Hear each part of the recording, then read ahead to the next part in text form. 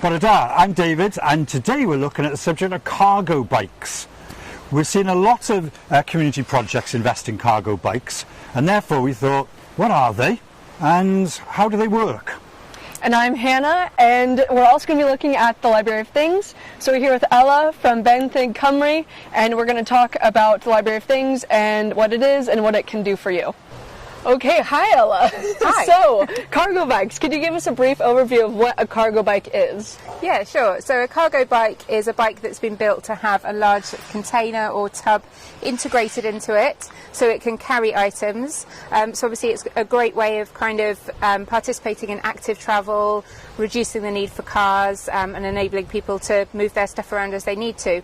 They're often electric, not always, but they're often electric because obviously when you're carrying heavy things it's quite helpful to have that little bit of power assist. Well, could you tell me a little bit about the cargo bike and the Library of Things? Sure.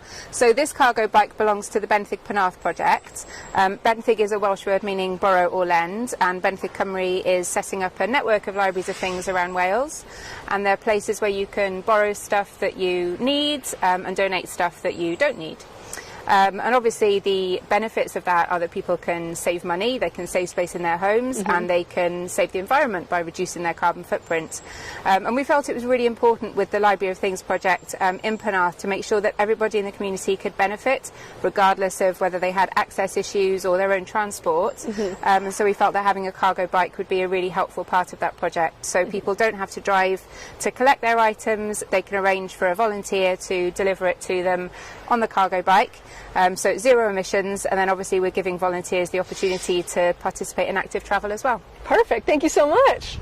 So Ella, is there any advice you might have for community organisations who are thinking about getting a cargo bike? Yeah, so I mean there are lots of different cargo bikes to choose from. Yeah. They are quite expensive, prices have gone up recently along with everything else. Yeah. So I would think about, first of all, what you want to transport, so the sizes of the cargo containers can really vary. How much space you have to store it, so the one that we've got is the smallest one we could get because we didn't have a huge amount of storage space for it, so they can be very long. Of course.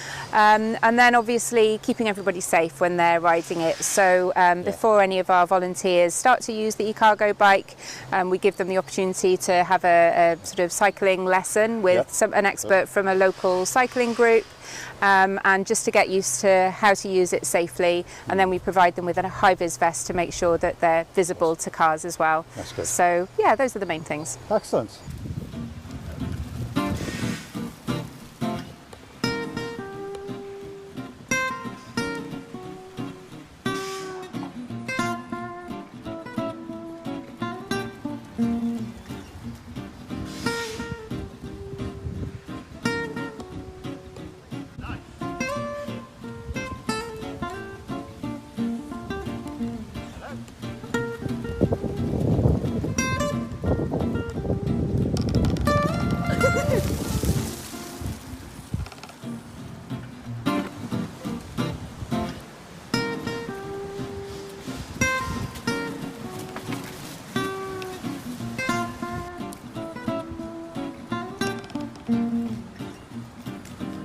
Hello.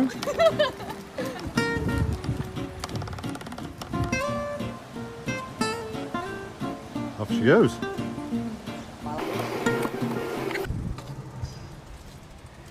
Perfect.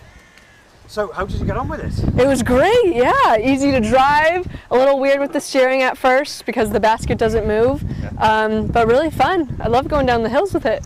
Yeah, I was surprised how much power is in here. You really can. Penarth is a hilly place, some real power in it. We had some S-bend there, and I think we got round it fine, wasn't it? Yeah, definitely. I really liked how you could change the modes that you go on the bike, depending on the hills or how fast you want to go. So yeah, really fun experience.